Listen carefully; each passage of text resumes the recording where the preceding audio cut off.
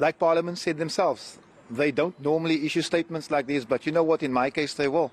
However, Parliament has found itself wrong because we've sent those emails. We have the proof of the emails. We've sent them to your editors.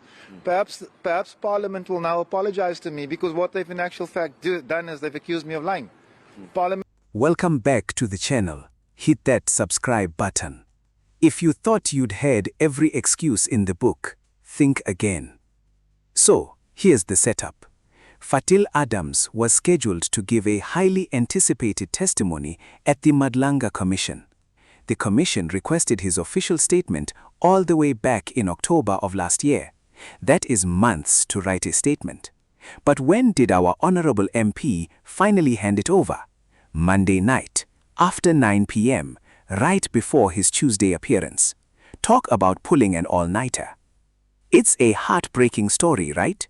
A poor, tech-deprived MP fighting the system with a broken screen.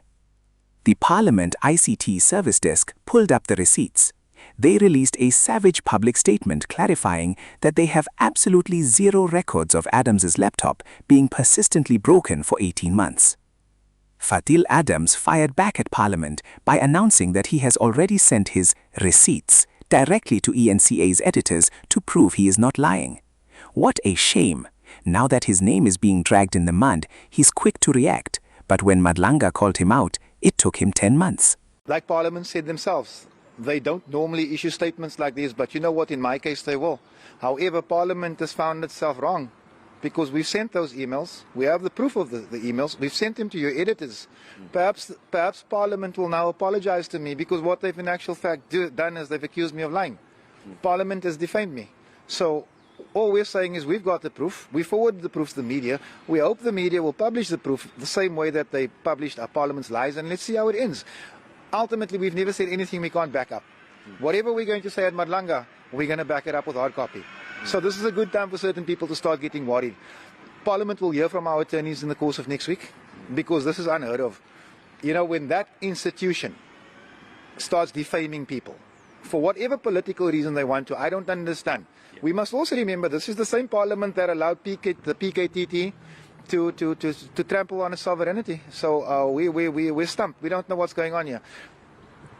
You know what, I'm not going to play stupid. What's going on here is that it's a mess. Parliament is a mess. The country is a mess. The South African Police Service is a mess. And we all know why. So I'm going to leave it at that before I get into more trouble. And you have to stop playing games because we are not in the business of playing games. This is a serious commission of inquiry. People cannot come here and play games and filibuster and obfuscate. If you are asked a question, you answer it, and you answer it truthfully. Where he changes his story on factual issues, not issues related to Mr. Carrim's condition, on factual issues, he changes his story because he said a patient can only go out of the facility, only, underline only, if I allow them to go out. But once we got the Woolworths and the Kauai visits, all of a sudden, the doctor now changes tack and says, oh no, actually, even nurses do allow patients out. So from where we are sitting, those are indications that this is a doctor who has so aligned himself with Mr. Carrim that sitting, I'm not saying he's lying. All I'm saying is, sitting where we are sitting, we just cannot accept what he says. We do want to have an independent assessment, which we do not have and which we will obviously never have, because this same doctor strenuously resists that, and it is best known to him why he does so. Of course, he does explain in the reports that he has given. But from where we are sitting, we cannot just accept that.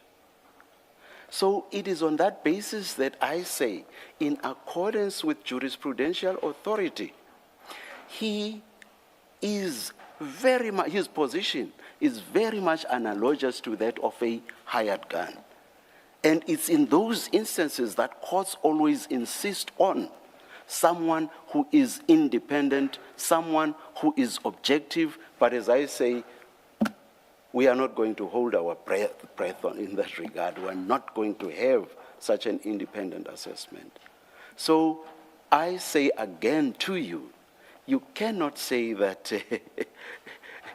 you cannot respond to my point about the lack of contradiction in the manner in which you do, because that opportunity has been refused. I know I've said a lot, but respond anyhow you want to. No, I'm indebted for the indulgence to respond. I am cautious, however, that I'm not going to take us in a circle regarding this contention because I've understood what Chair said. I disagree with Chair's characterizations in two respects in that regard. And in fact, I think for the first time, the criticism that Chair has posited regarding the doctor has done two things with the greatest of respect. The first one is it's clarified what the actual concern is regarding the doctor's objectivity, that was the word that Chair used, and also to set out the justification as to why the independent medical exam is potentially needed because of that concern on objectivity. May I say two things in response to that, please, Chair? The first one is, I think, and I say this with all due respect, and I hope this doesn't come across as being impertinent. I think, Chair, you've actually articulated why the doctor is more necessary, not less necessary, if his objectivity is in doubt. Because if his objectivity is in doubt, which is not necessarily the same regarding the rightness or otherwise of his clinical conclusions, then it's him as the doctor offering that evidence who has to be impugned so as to demonstrate that his objectivity is justifiably in doubt, and whereafter his objectivity is justifiably in doubt, then the gateway mechanism to the medical examination is opened. So where I respectfully disagree with the Chair is I say the conflation